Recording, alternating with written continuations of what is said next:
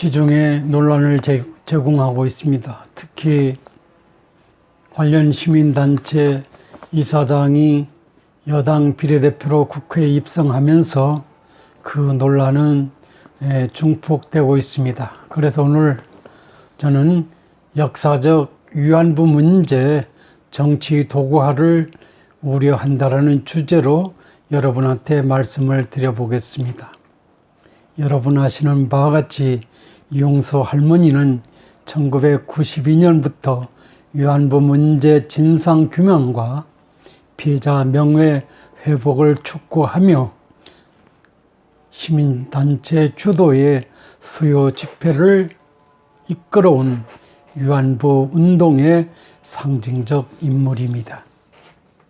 2007년 2월 미국 의회 청문회에서 일본군 성노예 만행을 생생하게 중언했고 영화 I Can Speak의 주인공으로 그려져 있는 인물이기도 합니다.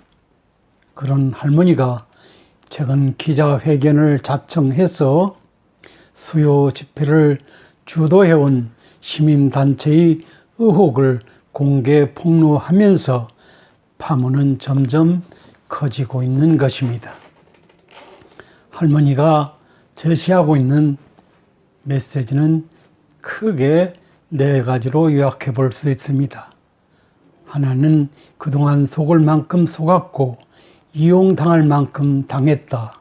두 번째, 학생들에게 중후와 상처만 가르치는 시민단체 주도의 수요 집회에 더는 참석하지 않겠다. 세 번째로, 국민 성금이 할머니들에게 쓰이지 않고 어디에 쓰이는지 도대체 모르겠다. 네 번째로, 단체 이사장은 위안부 문제를 계속 해야지 사익을 챙기려고 국회의원을 하면 안 된다는 문제를 제기한 바 있습니다. 의혹과 파장이 커지자 이 시민단체 이사장은 할머니 기억이 달라져 있다고 반박하며 민감한 기억 문제를 건드리면서까지 이 파장을 최소화하려고 안간힘을 쓰는 것으로 알려지고 있습니다. 이 시민단체 측은 사실과 다르다. 후원금은 투명하게 회계 처리했다고 주장하기도 했습니다.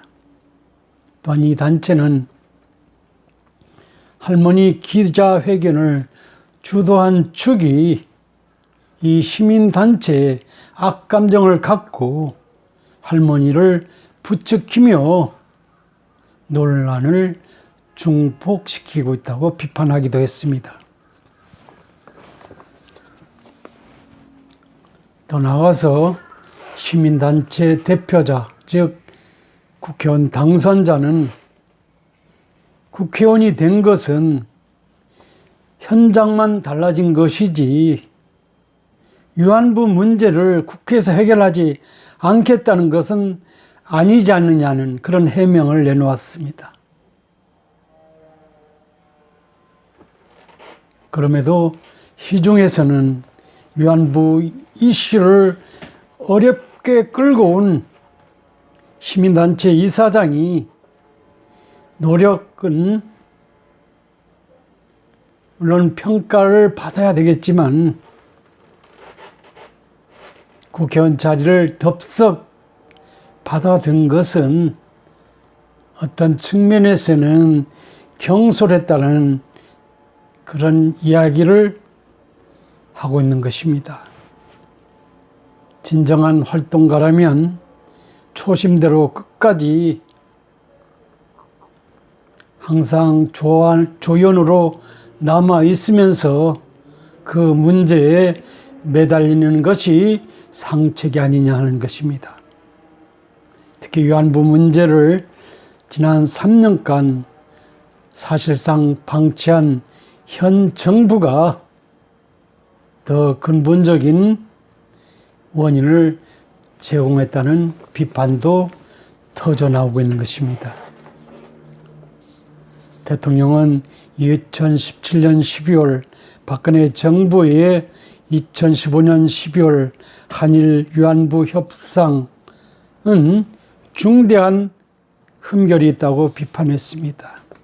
그리고 나서 화해치유재단을 2018년 11월에 해산 조치해버렸습니다. 어렵사리 이룬 한일 간의 합의를 통렬하게 비판했지만은 정작 아직까지 합당한 새로운 해결책을 제시하지 않고 수수방관하고 있는 것입니다.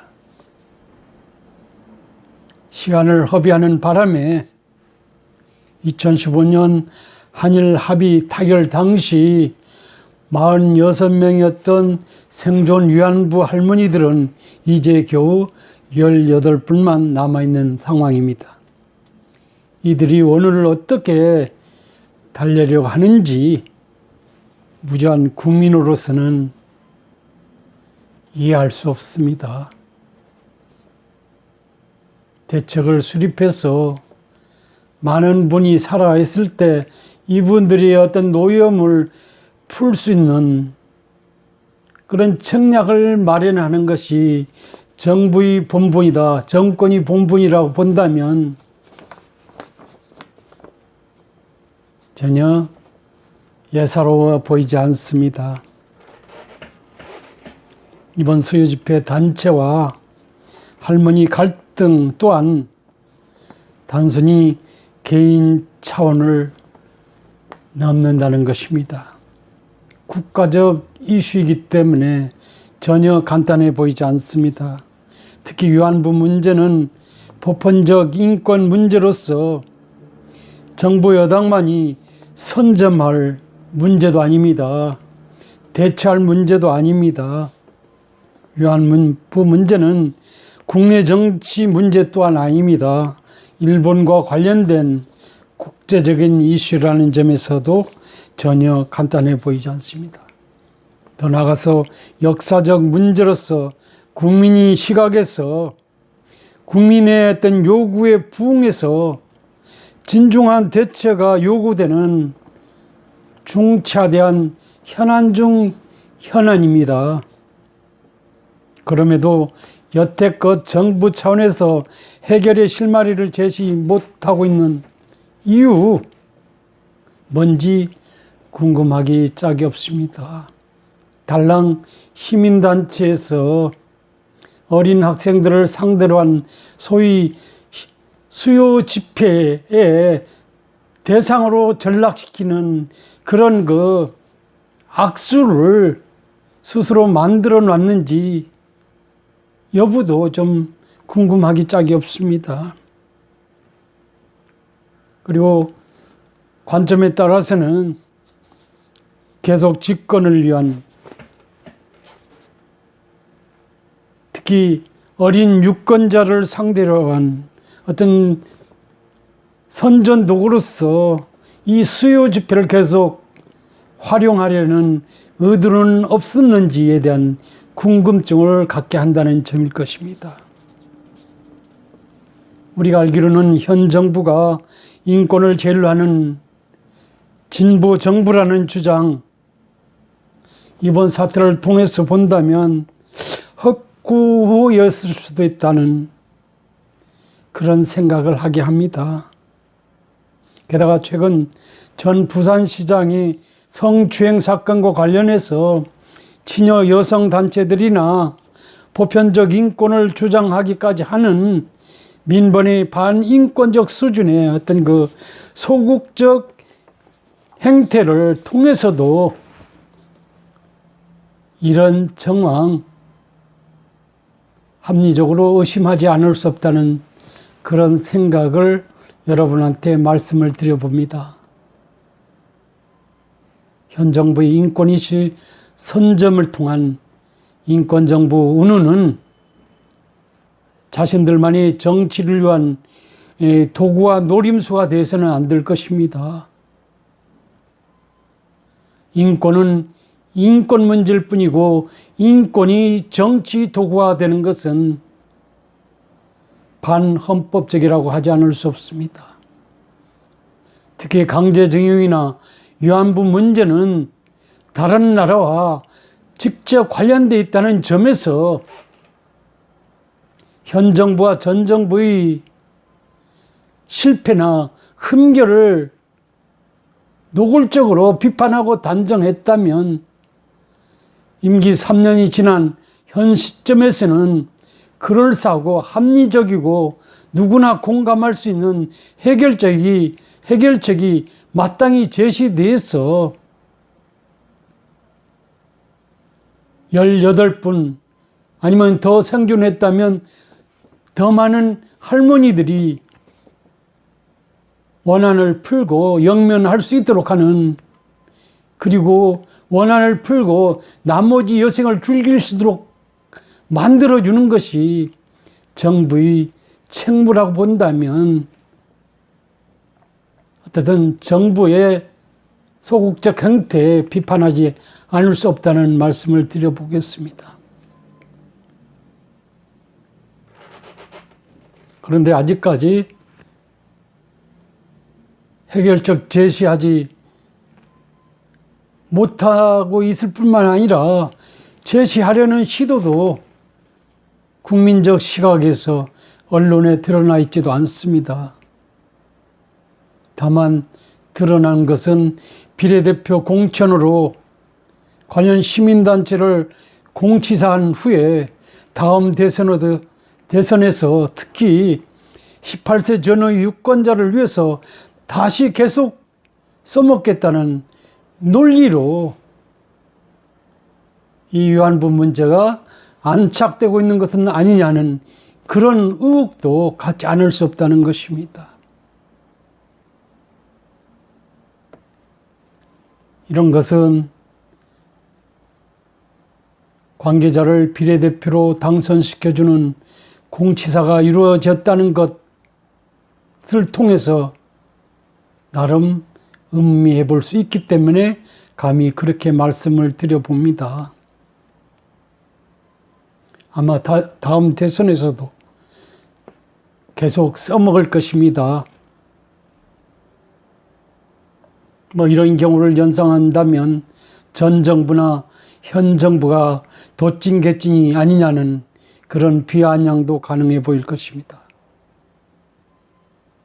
이번 사태를 보면서 이영수 할머니께서 치매기가 있어서 헛소리 한다는 시민단체 대표이자 국회의원 당선자의 이기적 주장, 그 진위 여부를 떠나 분명한 것은 소위 수요 집회가 그동안 정권 창출과 총선 다수당 확보에 큰 기여를 했고 이에 대한 보상으로 자신이 국회에 진입하게 됐다라는 사실을 간접적으로 피력하고 있는 것이 아니냐는 그런 예단을 하기에 충분해 보입니다.